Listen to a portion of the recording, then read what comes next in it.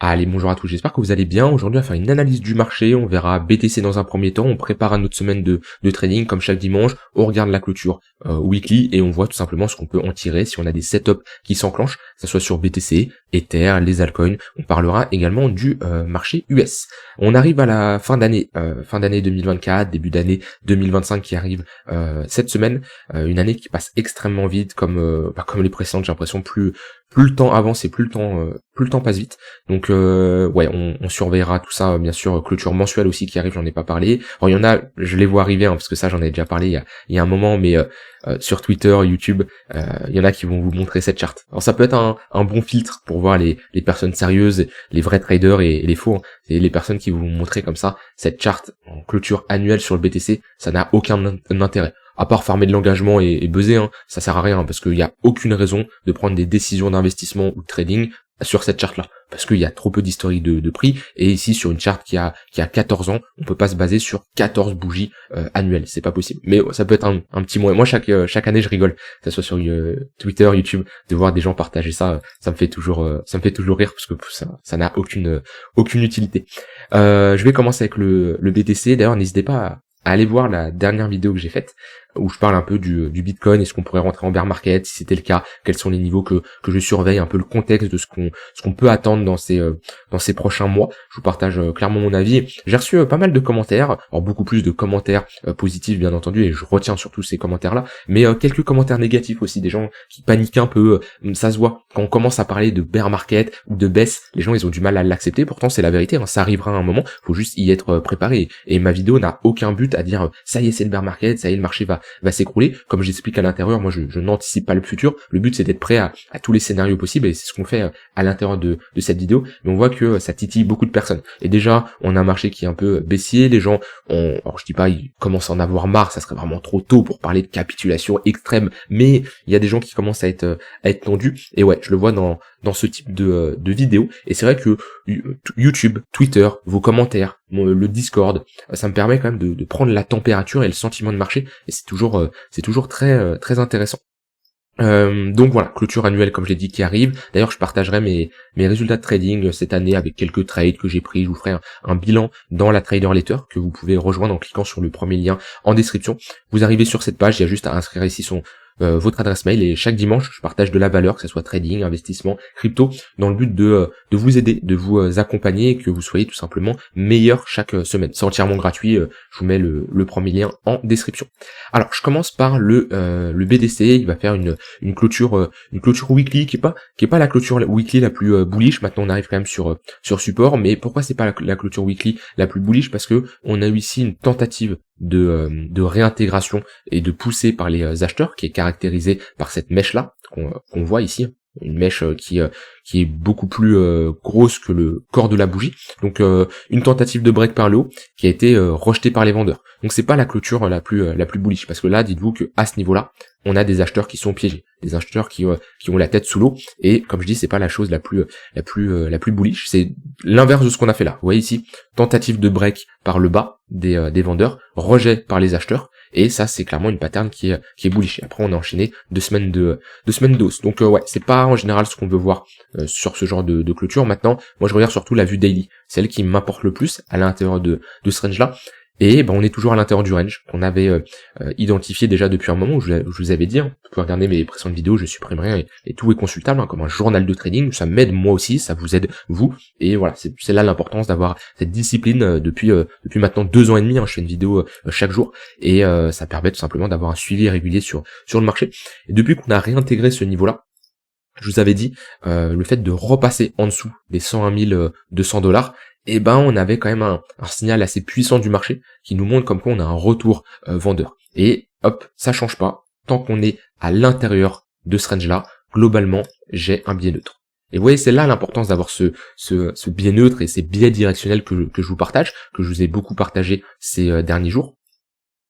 Ces biais qui me permettent tout simplement de prendre des décisions et d'être beaucoup plus à l'aise dans ma stratégie de trading et de ce que j'envisage tout simplement par la suite, où je vous avais clairement dit, tant qu'on se situe au-dessus des 101 200, 300 $, j'ai un biais bullish, je cherche des achats. Par contre, si on réintègre et qu'on a une clôture et un ravalement baissier sous les 101 237 $, sous le plus bas, hein, cette impulsion qui nous break le haut du range, on réintègre un range et globalement j'aurai un biais neutre. Et le fait d'avoir un biais neutre, ça me permet d'éviter de m'exposer n'importe comment sur le BTC et sur les altcoins, parce qu'on est dans une phase de latéralisation, et on voit que ces derniers jours, le marché il joue de nous. Il va chercher la liquidité en dessous des niveaux, il repousse par le haut, il vient chercher cette résistance, il prend la liquidité ici, et on voit qu'on est dans un range qui est pas facile à trader selon moi, et qu'on est dans ce genre de configuration, c'est pour ça que j'ai un biais neutre, ça veut dire que je peux très bien chercher des achats comme des shorts, mais surtout je vais réduire mon exposition, être beaucoup plus prudent et prendre beaucoup moins de trades. Et en plus de ça, cette configuration arrive pendant les fêtes de Noël, le jour de l'an, voilà, fin d'année, on décroche un peu le pied, le but c'est pas de rendre l'argent qu'on a gagné tout le long de l'année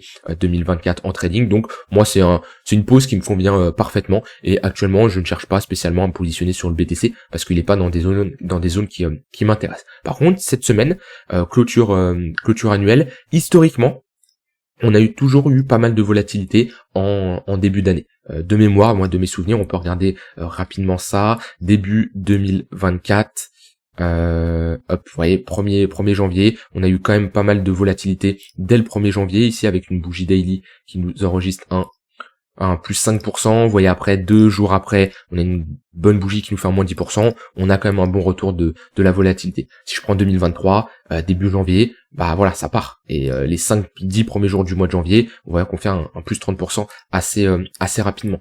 Si je prends 2022, hop, voilà, début janvier, pareil, une bonne baisse, moins 15%. Alors quand je dis forte volatilité, je dis pas un plus 50 ou un moins 50%, mais on voit qu'on a quand même un bon réveil. Si je prends début 2021, vous voyez, hop, on est ici, tac, les 2-3 premiers jours, on est sur un plus 15, même si je vais chercher jusqu'au 8 janvier, plus 40%. Bon, je peux continuer comme ça, bon, on va pas faire toutes les années, mais vous voyez, hop là, 1er janvier, petite journée baissière, mais après, globalement, les 5-10 premières journées, plus 20%. Donc, historiquement, c'est les 2-3 premières semaines de janvier, on a pas mal de volatilité. Alors, c'est pas pour ça que je peux anticiper, me dire ça va être à la hausse ou à la baisse, mais en tout cas, je pense qu'on pourrait sortir de ce range-là pendant les 2-3 premières semaines de janvier. Est-ce que ça va être à la hausse, est-ce que ça va être à la baisse, je peux pas l'anticiper. Mon but c'est de réagir à ce que me montre le marché.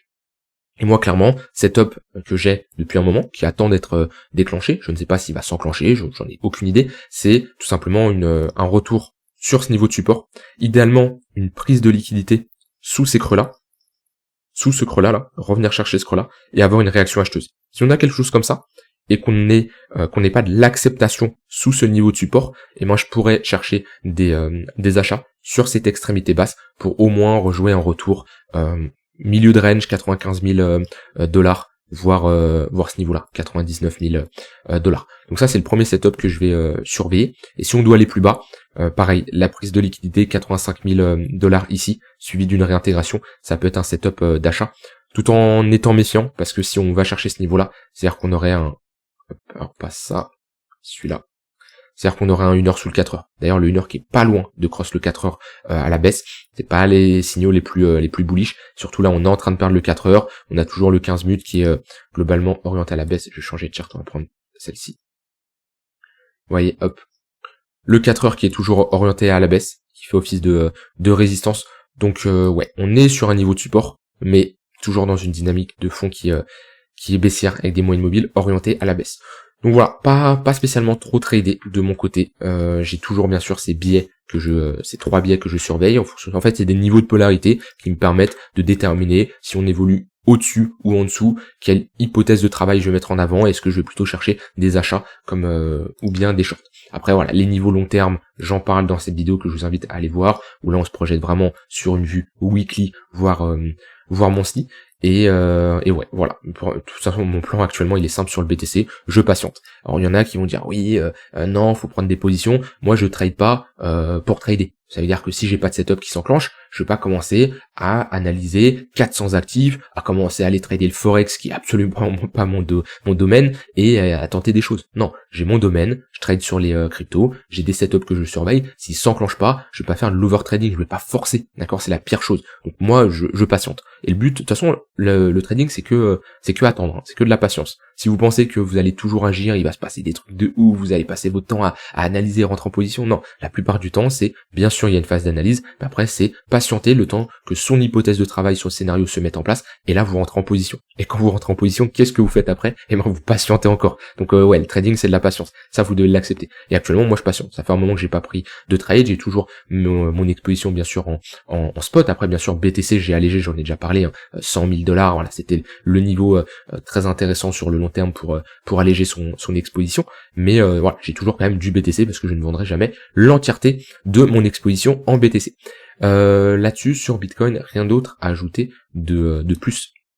Je passe du coup à Ether, qui un peu, alors je regarde beaucoup moins la charte sur Ether parce que je me concentre surtout, en fait, mes décisions sur les altcoins et sur Ether dépendent un peu de Bitcoin quand même. Même si oui, on a des altcoins qui peuvent performer alors que le Bitcoin baisse, comme on l'a vu ces 2 derniers jours là. Vous voyez, vendredi, samedi, on avait ici une baisse de la Bitcoin dominance, mais ouais, je préfère avoir une direction claire au niveau du BTC. Ether, sinon on n'arrive pas à repasser au-dessus des 3400 $, c'est un niveau assez important. On a le tunnel 1 heure qui fait lui office de résistance. Maintenant c'est vrai qu'on a quand même pas mal de creux ici à venir chercher. Si on a ici une prise de liquidité, réintégration qui se fait à ce niveau-là, voire à ce niveau-là, ça peut être une bonne zone pour chercher des achats. Ici sur Ether, on est globalement dans un range et on se positionne toujours sur les extrémités. Maintenant, pensez que ce range-là est précédé par une dynamique qui est baissière, vu qu'on a des moyennes mobiles orientées à la baisse. Donc techniquement, on a plus de chances d'avoir une continuation de tendance à la baisse. Ether, pareil, mon scénario ne change pas et encore une fois, c'est que de la patience. La grosse zone d'intervention que je vais surveiller, c'est entre les 3000 et les 2800 $. J'en ai déjà parlé, il y a pas mal de confluence à ce niveau-là, que ça soit cette zone d'imbalance, ce déséquilibre, ce pivot qui fait maintenant office de support. On a le tunnel daily, on a la zone de rechargement de Fibo. Donc voilà, c'est une bonne zone d'intervention selon moi pour se positionner. Maintenant oui, sur du court terme, globalement on est dans un range, mais je trade très peu Ether et je le trade beaucoup moins Ether comparé à 2023 où j'avais beaucoup plus de setup qui s'enclenchaient. Là Ether, j'ai beaucoup moins de setup qui s'enclenchent. Sur de l'intraday, ça peut m'arriver, mais globalement sur du moyen long terme, c'est beaucoup plus rare. Et bah ça c'est surtout parce que Ether reste faible face au BTC. Hop, je vais enlever ça. Si on compare ici la charte ETH contre le BTC, ça me permet de savoir qui surperforme qui. Est-ce que Ether est plus fort que le BTC ou est-ce que le BTC est plus fort que Ether? Et on voit bien que, je vais supprimer les Fibo, tout ça. On voit bien que historiquement, historiquement, depuis 2023, BTC est beaucoup plus fort que Ether. Parce qu'on a ici une bonne trend qui est baissière, avec des creux et des sommets de plus en plus bas. Donc vu que moi je me concentre toujours sur les cryptos les plus fortes, c'est pour ça qu'on regarde comme ça Spaghetti, altcoins qui me permettent d'avoir une représentation des altcoins qui performent le mieux. Je me concentre toujours sur les altcoins qui ont du peps, qui ont du flux et qui sortent du lot.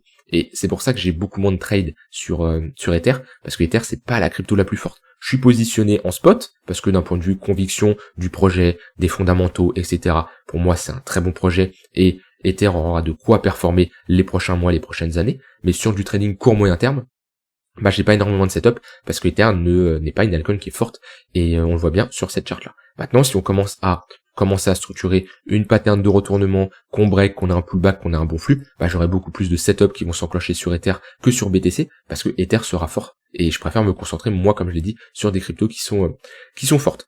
Après, au niveau des altcoins, on a BNB qui performe plutôt bien cette semaine. Globalement, ce qu'il faut retenir sur BNB, c'est la polarité importante, c'est les 610 $. En fait, c'est notre précédent range. Je peux mettre un volume profile ici, jusqu'au break du range. On voit que c'est notre value area high. Et on ne doit pas réintégrer ce niveau-là. Vous voyez, on n'a pas de l'acceptation. On peut passer légèrement en dessous, mais on voit que on a toujours une réaction acheteuse.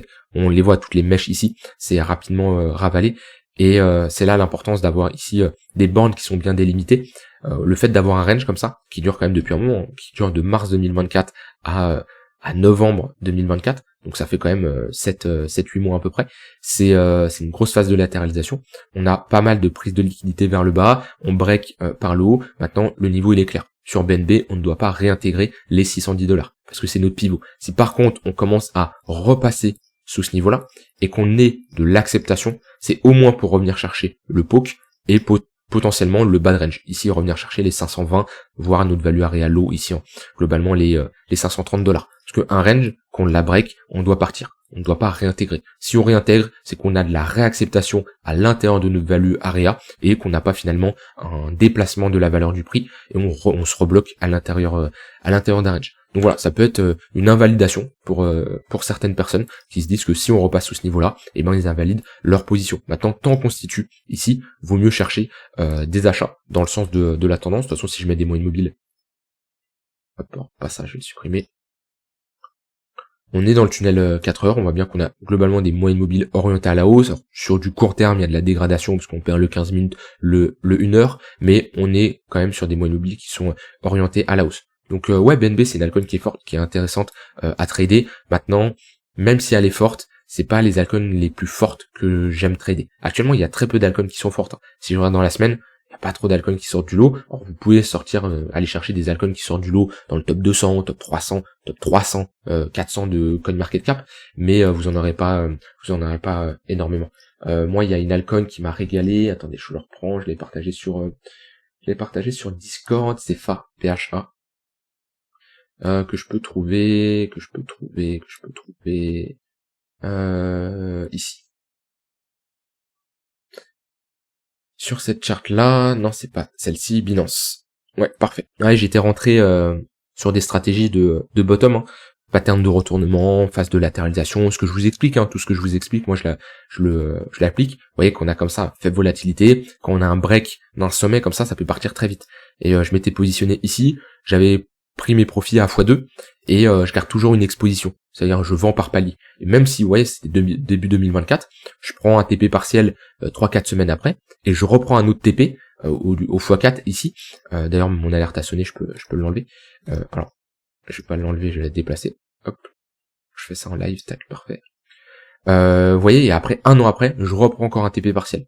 C'est des positions sur du long terme. J'ai une vue weekly là-dessus. Donc c'est pas grave, je vais me faire exécuter du jour au lendemain. Mais vous voyez, il y a toujours des altcoins comme ça qui sortent du lot, qui peuvent être utilisés pour faire de la continuation de tendance. Parce que si je mets des moyennes mobiles là-dessus, hop, ça veut bien se mettre. Alors, bon, ils ont changé de couleur, mais voilà, on voit bien qu'on a le 15 minutes qui est au-dessus du 1 heure, le 1 heure qui est au-dessus du 4 heures. Donc les pullbacks, c'est des opportunités d'achat. Alors je ferai pas spécialement du scalping sur ce genre de crypto qui peut potentiellement manquer de liquidité, après ça dépend, faut se renseigner, mais dans tous les cas, pareil, des moyennes mobiles comme ça, dans une tendance haussière, c'est très bon pour faire de la continuation de tendance. Et on voit que ça marche, c'est pas parce que ça marche sur le BTC que les autres altcoins ça peut pas marcher. Ici on a une bonne représentation, le 15 minutes fait office de support, qu'on perd le 15 minutes, c'est le 1 heure qui fait office de support. Et après qu'on repart à la hausse, le 15 minutes fait encore office de support. On perd le 15 minutes, et ben c'est le 1 heure. Et si on perd le 1 heure, et ben ça sera le 4 heures. Donc voilà, c'est globalement comme ça que vous devez opérer sur les marchés. Et comme j'ai dit, ouais, si vous n'avez pas d'alcoin comme ça dans le top market cap qui performe, on peut aller chercher des altcoins hors du top 20, du top 50 de CoinMarketCap. Mais soyez prudents parce qu'on arrive quand même sur des cryptos qui sont beaucoup moins capitalisés. On voit qu'il y a toujours des cryptos qui peuvent performer même quand on a un marché qui fait rien. Mais dans tous les cas, on a un momentum qui est beaucoup plus faible sur les altcoins que ce qu'on a connu.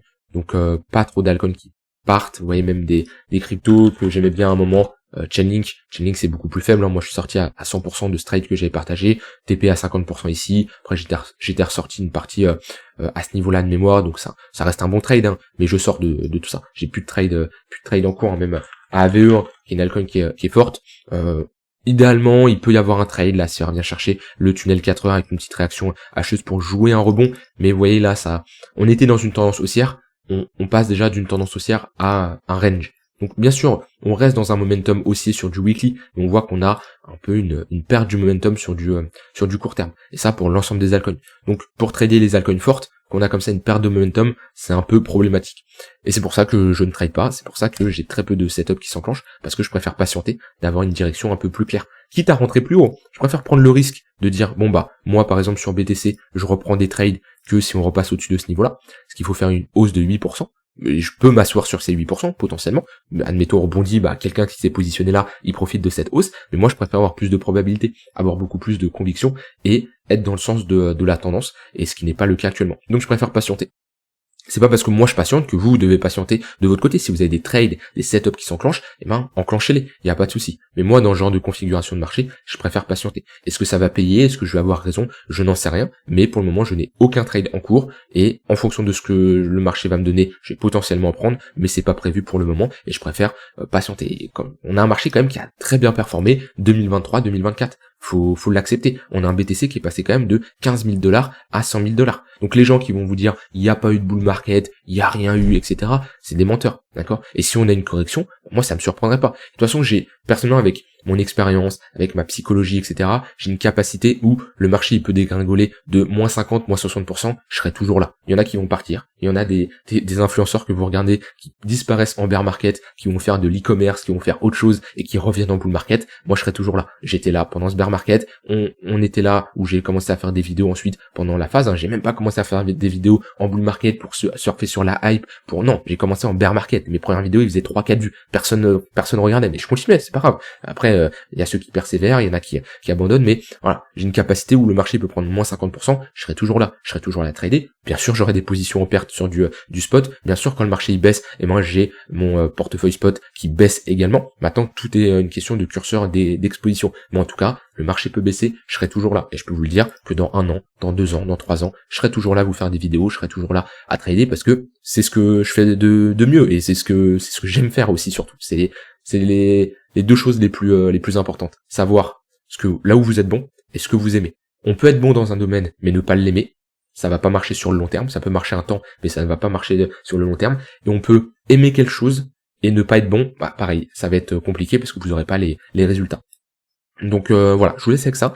J'ai rien d'autre à ajouter. Comme je vous ai dit, n'hésitez pas à rejoindre la Trader Letter. Si vous voulez aller plus loin, j'ai 2 programmes complets qui vont vous permettre de trader de manière professionnelle ou investir de manière professionnelle. 2 programmes qui vont vous permettre d'être rentable. Un qui se concentre sur vraiment développer une stratégie de trading, avoir des setups sur du swing trading, sur de l'intraday, développer votre propre stratégie, maîtriser l'analyse technique et j'en passe. Donc des cours complets plus un accompagnement. On passe là plus de 25 heures de vidéo, même plus 30 heures parce que j'ai rajouté des cours. Et le programme Crypto Investor, on est sur de l'investissement long terme, gestion de portefeuille, prise de profit, gestion en bull market, en bear market, analyse fondamentale, analyse tokenomics. Donc ça dépend de votre profil, mais 2 programmes qui vont vous permettre clairement de progresser. Je vous laisse avec ça, rien d'autre à ajouter. Je vous souhaite une très bonne semaine. On se retrouve demain, bien sûr, pour une prochaine vidéo. Bye bye.